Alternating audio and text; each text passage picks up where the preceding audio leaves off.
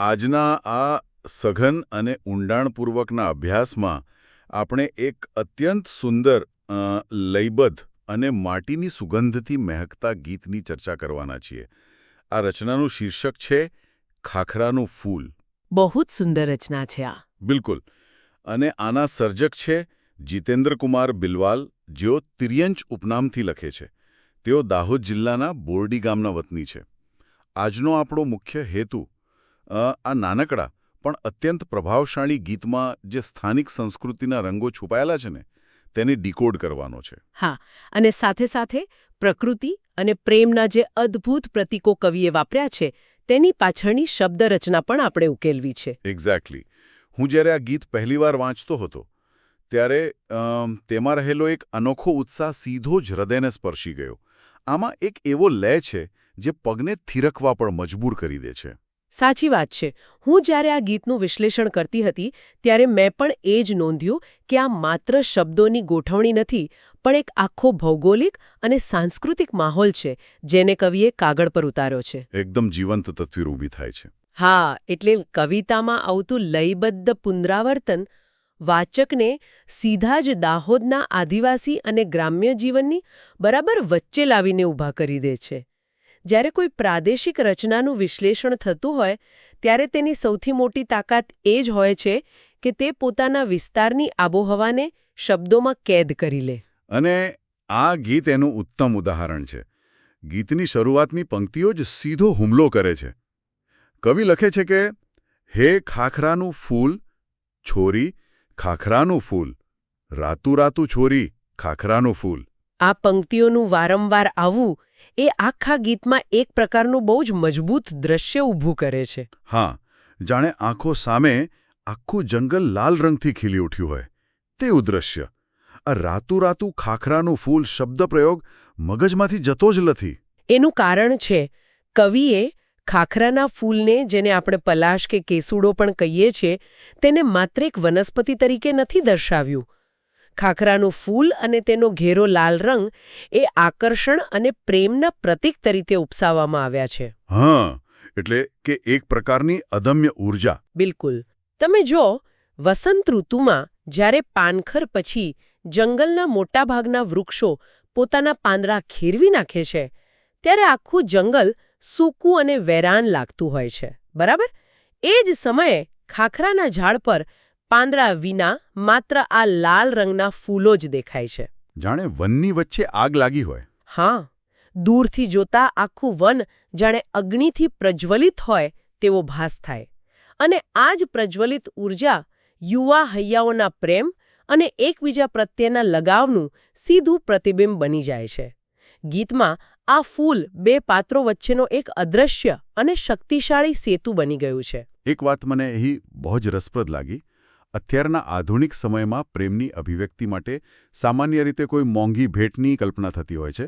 Digital gifts કે કિંમતી ઘરેણાં આપવાનો રિવાજ છે. હા, બજારો વસ્તુઓ વધારે પડતી જોવા મળે છે. બરાબર. પરંતુ અહીં જંગલમાં સહજતાથી ઉગતું એક સાવ સાદું જંગલી ફૂલ આખા ગીતનું કેન્દ્રબિંદુ છે.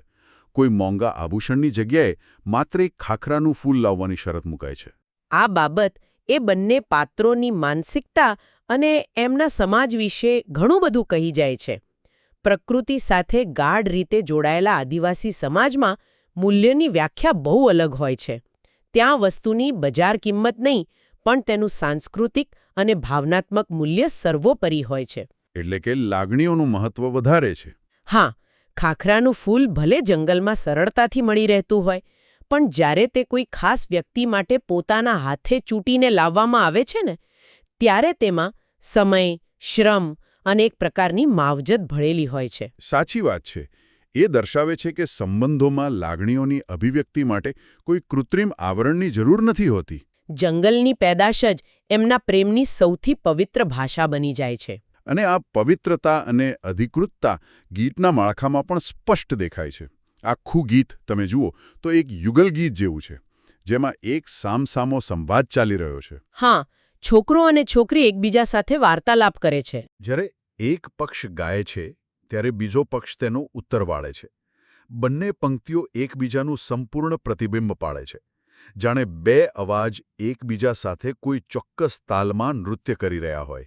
સાહિત્યિક ભાષામાં આને કોલ એન્ડ રિસ્પોન્સ સંરચના કહેવાય છે. વિશ્વભરના લોક સાહિત્યમાં અને ખાસ કરીને આદિવાસી લોકગીતોમાં આ શૈલી પાયાની છે. એટલે આ માત્ર લઈ જાળવવા પૂરતું સીમિત નથી એમને? ના, બિલકુલ નહીં. આ સંરચના સામાજિક સમાનતાનું બહુ મોટું પ્રતીક છે. છોકરો અને છોકરી બંને પ્રેમના આ માર્ગમાં સમાન ભાગીદાર છે. અહીં કોઈ એક વ્યક્તિનું વર્ચસ્વ નથી કે કોઈ એકનો અવાજ દબાયેલો નથી. બંને એકબીજાને મુક્તપણે પોતાની લાગણીઓ કહી રહ્યા છે. અને સામે આમંત્રણ પણ એટલા જ હકથી આપી રહ્યા છે. આ પ્રકારનું માળખું સંબંધોમાં રહેલા આદર અને મુક્ત અભિવ્યક્તિનું જીવંત ઉદાહરણ પૂરું પાડે છે. આ આમંત્રણ જે સ્થળો માટે આપવામાં આવે છે તે પણ બહુ રોમાંચક છે. ગીતમાં છોકરો આમંત્રણ આપે છે કે હે આવજે ભાડવા છોરી નવા ગામની ચૂલ, લાવજે રાતુ છોરી ખાખરાનું ફૂલ. અને તરત જ સામા પક્ષેથી છોકરી પણ એ જ હકથી કહે છે કે હે આવજે ભાડવા છોરા દાહોદની ચૂલ, લાવજે રાતુ છોરા ખાખરાનું ફૂલ. દાહોદ અને નવાગામ આ બે સ્થળોનો ઉલ્લેખ કવિતાને કોઈ કાલ્પનિક દુનિયામાંથી બહાર કાઢીને વાસ્તવિક જમીન પર લાવી દે છે. આજના જમાનામાં જ્યાં લોકો મળવા માટે કોઈ કાફે કે રેસ્ટોરન્ટ નક્કી કરતા હોય ત્યાં આ પાત્રો એકબીજાને મેળામાં મળવાનું આમંત્રણ આપે છે. અને એ પણ કોઈ સામાન્ય મેળો નહીં હો. આ ચૂલનો સંદર્ભ આખી રચનાને એક બહુ જ અલગ અને ગંભીર પરિમાણ આપે છે. હા, મને પણ એ જ વિચાર આવતો હતો કે આ ચૂલ એટલે ચોક્કસ શું? દાહોદ અને પંચમહાલના આદિવાસી પટ્ટામાં હોળી અને ધૂળેટીના તહેવાર દરમિયાન આ ચૂલનો મેળો ભરાય છે. આ એક અત્યંત સઘન, સાંસ્કૃતિક અને ધાર્મિક ઉત્સવ છે. અચ્છા, એટલે આમાં કોઈ ધાર્મિક વિધિ થતી હોય છે? હા, આ મેળાનું મુખ્ય આકર્ષણ અને આસ્થાનું કેન્દ્ર ધગધગતા અંગારા પર ચાલવાની પરંપરા છે. જમીનમાં એક લાંબો ખાડો ગાડીને તેમાં લાકડા સળગાવીને અંગારા તૈયાર કરવામાં આવે છે. બાપરે, એ તો બહુ જોખમી કહેવાય. બિલકુલ જોખમી હોય છે. લોકો પોતાની માનતા પૂરી કરવા ખુલ્લા પગે આ આગ પર ચાલે છે. આ માહોલ અત્યંત ભક્તિમય અને ગંભીર હોય છે. આસપાસના અનેક ગામોમાંથી હજારોની મેદની આ સમયે એકઠી થાય છે. આટલા ગંભીર અને ભીડભાડવાળા માહોલમાં પ્રેમીઓનું મળવું એ બહુ જ અલગ પ્રકારનું ચિત્ર ઊભું કરે છે. જ્યાં એક તરફ ધગધગતા અંગારા છે, ઢોલના ભારે અવાજો છે, ત્યાં આ બે પાત્રો વચ્ચેની શરત કેટલી પ્રેમાળ છે. માત્ર એક જ શરત છે કે પેલું રાતુ ખાખરાનું ફૂલ લાવવાનું ભૂલવાનું નથી. આટલી મોટી ભીડ અને આવા ઉગ્ર માહોલમાં પણ એ નાનકડું અને કોમળ ફૂલ જ એમની સાચી ઓળખ બની રહે છે. અંગારાની ગરમી અને ફૂલની કોમળતાનો આ કેવો અદ્ભુત વિરોધાભાસ છે. અને આ વિરોધાભાસ જ આદિવાસી રોમાન્સની ખરી સુંદરતા છે. મેળાની એ પ્રચંડ ભીડમાં પણ બે વ્યક્તિઓને જોડતો તંતુ આ પ્રકૃતિનું જ એક નાનકડું અંગ છે. અને સમાજની નજર સામે હોવા છતાં ખાખરાના ફૂલના માધ્યમથી તેઓ પોતાની એક અલાયદી દુનિયા રચી લે છે. બરાબર છે. આ મેળાનો ઉત્સાહ અને રોમાંચ ગીતમાં આગળ વધતા નૃત્ય અને સંગીતના માધ્યમથી વધુ ગહેરો બનતો જાય છે. હા, ગીતની મધ્ય પંક્તિઓ એક અદ્ભુત ઉજવણીનો માહોલ ઊભો કરે છે. કવિતામાં આવે છે કે પ્રીતના હિંચકે છોરી પ્રેમના ઝૂલાઝૂલ, ગીતના તાલે તાલે છોરી ના નાચવાનું ભૂલ. આ પંક્તિઓ વાંચતા જ આખું દૃશ્ય બદલાઈ જાય છે. હવે માત્ર ફૂલની આપલે નથી રહી. હા, કોઈ મોટા ઢોલના તાલે લોકો વર્તુળાકારમાં લયબદ્ધ રીતે નાચી રહ્યા હોય તેવું ગતિશીલ દૃશ્ય આંખ સામે તરવરી ઉઠે છે. અવાજ અને ગતિ બંને ભળી જાય છે. અહીં નૃત્ય અને સંગીતની એક સંપૂર્ણ સમપ્રમાણતા રચવામાં આવી છે. છોકરો છોકરીને નૃત્ય કરવા આમંત્રણ આપે છે, જ્યારે સામે પક્ષે છોકરી પણ એટલા જ આગ્રહથી કહે છે કે ફાગણનું મીઠું મીઠું ગીત છોરાના ગાવાનું ભૂલ. એટલે એક પક્ષ ગીત ગાઈ રહ્યો છે અને બીજો પક્ષ એ ગીતના તાલે નાચી રહ્યો છે. આ શારીરિક નૃત્ય કરતાં પણ વિશેષ એ સંબંધોનો આંતરિક લય છે. અવાજ વગર નૃત્ય અધૂરું છે અને નૃત્ય વગર સંગીતનો ઉત્સાહ અધૂરો છે. આ સમન્વય ગીતને એક અલગ જ ઊંચાઈ પર લઈ જાય છે. આ આખી ઘટનાની પાછળ જે ફાગણ મહિનાનો ઉલ્લેખ છે તે કદાચ આ સમગ્ર પરિસ્થિતિનો સૌથી મોટો પ્રેરક બળ છે. આ બધું જ ફાગણમાં થઈ રહ્યું છે. ફાગણ મહિનાનો ઉલ્લેખ એ આખા ગીતનો આત્મા છે. દાહોદ અને પંચમહાલના જંગલો માટે ફાગણ એ માત્ર કોઈ કેલેન્ડરનો મહિનો નથી, પણ એક સાંસ્કૃતિક વિસ્ફોટનો સમય છે. કારણ કે હોળી પણ ફાગણમાં જ આવે. હા, આ એ જ સમય છે જ્યારે આખું વન કેસુડાથી લાલઘૂમ થઈ જાય છે, હોળીનો તહેવાર આવે છે, ચૂલનો મેળો ભરાય છે, લોકો આખું વર્ષ કરેલી મહેનતનો થાક ઉતારવા ઉત્સવોમાં ડૂબી જાય છે. પ્રકૃતિ અને સંસ્કૃતિ બંને એકસાથે પોતાના શિખર પર હોય છે. એટલે ગીત, નૃત્ય, પ્રેમ અને પ્રકૃતિ આ ચારેયનો સમન્વય ફાગણ વિના શક્ય જ નહોતો. બિલકુલ. આ ગીત એ સમગ્ર માહોલને અત્યંત જીવંત બનાવે છે. આ જીવંત માહોલની વચ્ચે મેં ગીતમાં એક બહુ જ રસપ્રદ અને થોડી અલગ પડતી ભાષાકીય પેટર્ન નોંધી. કઈ પેટર્ન? બંને પાત્રો એકબીજાને વારંવાર એક નકારાત્મક શબ્દપ્રયોગ વાપરીને કંઈક કહી રહ્યા છે. ના ભૂલ. હા, વારંવાર આવે છે. જેમ કે નાચવાનું ના ભૂલ, ગીત ગાવાનું ના ભૂલ, રાતું ફૂલ ના લાવવાનું ભૂલ. પ્રેમની ભાષામાં સામાન્ય રીતે આપણે હકારાત્મક શબ્દો વાપરતા હોઈએ છીએ, જેમ કે યાદ રાખજે અથવા ચોક્કસ આવજે. તો અહીંયા ના ભૂલ જેવો આદેશ વારંવાર શા માટે વપરાયો છે? ભાષાશાસ્ત્ર અને માનવ મનોવિજ્ઞાનની દૃષ્ટિએ આ એક બહુ જ ઊંડી સમજ માંગતો પ્રયોગ છે. અહીં વપરાયેલો નકારાત્મક શબ્દપ્રયોગ હકીકતમાં કોઈ આદેશ નથી, પણ એક અત્યંત પ્રેમાળ અને અધિકારભર્યો આગ્રહ છે. એટલે કે પ્રેમમાં જે હક હોય છે તે. હા, જ્યારે બે વ્યક્તિઓ વચ્ચેનો લગાવ ખૂબ જ ગાઢ હોય, ત્યારે તેમની વાતચીતમાં આ મીઠો હક આવી જાય છે.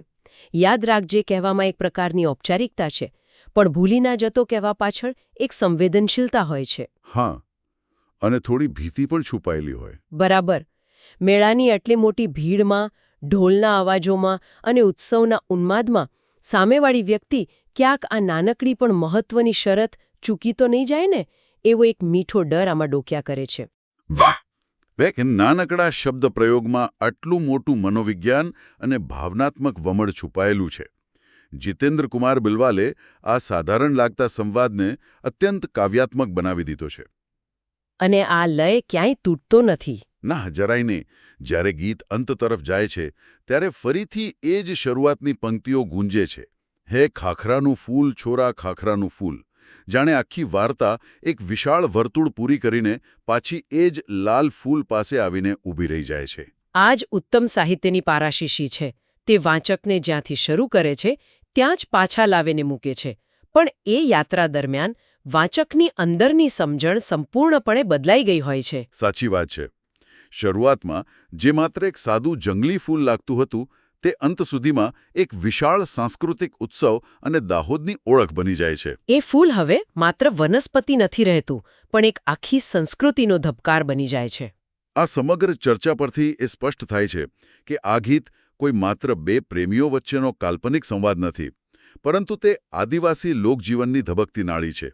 હા, ફાગણના ઉલ્લાસ અને ખાખરાના ફૂલ દ્વારા વ્યક્ત થતો આ પ્રકૃતિ પ્રેમ વાસ્તવિક ચિત્ર રજૂ કરે છે. અને આજના સમયમાં આ બધું બહુ જ પ્રસ્તુત છે. આ પ્રકારના સાહિત્યિક સર્જનો આધુનિક સમયમાં બહુ મોટો અરીસો પૂરો પાડે છે. શહેરીકરણ તરફ ઝડપથી દોડી રહેલા સમાજમાં પ્રકૃતિ સાથેનો આવો સીધો નાતો બહુ દુર્લભ બની ગયો છે. ઋતુઓ બદલાય, વસંત આવે, એ બધું કોન્ક્રીટના જંગલોમાં ક્યાંક વિસરાઈ ગયું છે. આ કવિતા યાદ અપાવે છે કે સંબંધોની મજબૂતી ભૌતિક સિદ્ધિઓમાં નહીં, પણ પ્રકૃતિની આ નાની નાની ઘટનાઓમાં છે. પ્રદેશની બોલી, ત્યાંના મેળા અને વનસ્પતિ જીવનને સમૃદ્ધ બનાવે છે. મોંઘી ગિફ્ટ્સ કે વર્ચ્યુઅલ સંદેશાઓ કરતાં પોતાના હાથે તોડીને આપેલું એક સાદું ફૂલ આવનારી પેઢીઓ સુધી ટકી રહે તેવી વાર્તાઓ સર્જી શકે છે. એકદમ સાચું.